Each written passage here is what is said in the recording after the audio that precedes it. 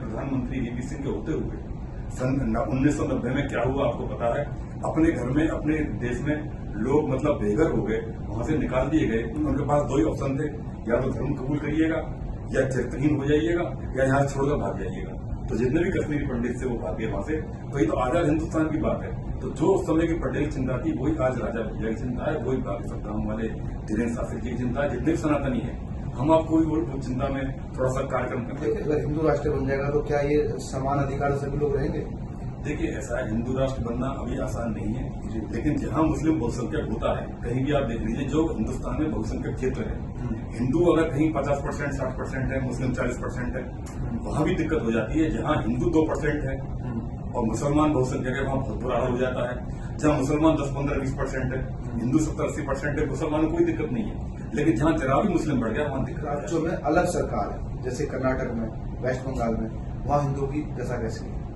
नहीं, देखिए, जहाँ भी बहुसंख्यक मुस्लिम है वहाँ हिंदुओं का हाल बुरा है। वो तो योगी जी के होते हुए उत्तर प्रदेश में उतना नहीं हो पाया।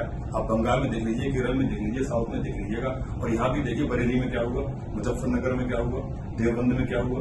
ये सारी चीजें जहाँ मुस्लिम बहुसंख्यक होता है, सारे मुस्लिम ऐसे नहीं है। राष्ट्रवादी मुस्लिम सभी अच्छे राष्ट्रवादी मुस्लिमों के लिए और अच्छे देशभक्तों के लिए क्या कहना चाहिए? नहीं, हम ये कहना चाहेंगे, सबसे पहले राष्ट्र है, राष्ट्र सर्वोपरि है। आप दलगत राजनीति, मनभेद, मतभेद, वैचारिक असमानता हो सकती है, विचारों प्रकट कर सकते हैं, लेकिन राष्ट्र सर्वोपरि है। राष्ट्र के सामने कोई चीज नहीं होनी चाहिए। और आप समझिएगा, जहाँ आप बैठे हुए हैं राधानाई रेसिडेंसी प्राइवेट लिमिटेड के ऑफिस में, हमारी जितनी भी साइट है, प्रभु के नाम पे है, सनातनी के नाम से, शक्ति धाम, से शक्ति विहार, से शक्ति वाटिका, राधानाई रेसिडेंसी और बांसुरी धाम, ये सारी चीज हम कर रहे हैं। मनोज तिवारी जी बाकी सब हमारे धीरेन्द्र शास्त्री से जुड़े हुए हैं, और हो सकता है कि वो 16 तारीख के बाद में यहाँ भी उनका पदार्पण हो।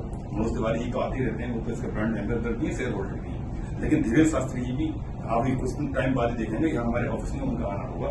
शायद 16 तारीख के बाद उन्होंने स्वीकार भी कर दिया है। आप प्रत्येक वर्ष पिताजी की पुण्यतिथि मनाते हैं, इस पर आप क्या शब्द कहना चाहेंगे सभी देशवासियों को? देखिए, 13 नवंबर में पिताजी की पुण्यतिथि है, और 13 नवंबर में जिस समय पिताजी को मोक्ष प्राप्त हुआ, उस दिन सबसे बड़ा दिन था, कार्तिक पूर्णिमा का दिन था। कार्तिक पूर्णिमा का बहुत बड़ा दिन माना जाता है। पिताजी ने 4:30 बजे 4 बजे के करीब प्राण अपने त्यागे।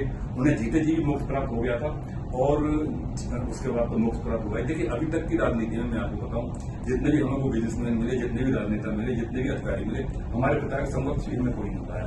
पिता के समकक्ष कोई है ही नहीं, क्योंकि वो हर भाषा के विद्वान थे, और संयोग से हम उनके पुत्र हैं।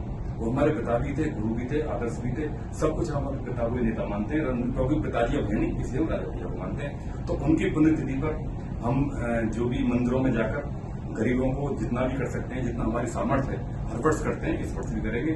और पिताजी की पुण्यतिथि पर जितने भी पिताजी के समाजवादी साथी थे, देखिए, पिताजी डॉक्टर राम मनोहर लोहिया के बड़े करीबी थे। जॉर्ज फर्नांडिस, मोदी में राजेंद्र नारायण जी, जयेश मिश्रा, ये सब साथी थे। नेताजी माननीय मुलायम सिंह यादव और बेनी प्रसाद वर्मा तो बहुत बाद में आए। पिताजी ने उनको ब्लड भी दिया था, वो पॉजिटिव ब्लड था। 58 की एज में डॉक्टर राम मनोहर लोहिया को गलत इंजेक्शन के माध्यम से और दिसंबर में उनको खत्म करा दिया गया। तो समाजवाद ये होता है कि लोहिया जी ने पिताजी को ये बोला था कि जब मेरी मृत्यु हो जाए तो मुझे निगम बोध घाट दिल्ली पर इलेक्ट्रिक शॉट देकर पसंद करा दीजिएगा, मेरी भी समाधि मत बनवाइएगा। पिताजी जितने भी समाजवादी थे, उनकी निगम बोध घाट दिल्ली पर इलेक्ट्रिक शॉट देकर पसंद कर दिया उनकी बॉडी को। डॉक्टर राम मनोहर लोहिया कहीं समाधि नहीं है। डॉक्टर राम मनोहर लोहिया माने बीजेपी का अटल बिहारी वाजपेयी, बीजेपी के श्यामा प्रसाद मुखर्जी, बीजेपी के दीनदयाल उपाध्याय, ऐसी समाजवादी पार्टी में डॉक्टर राम मनोहर लोहिया का है। हिंदुस्तान से बाहर जब भी जाते थे, पिताजी का साथ होता था।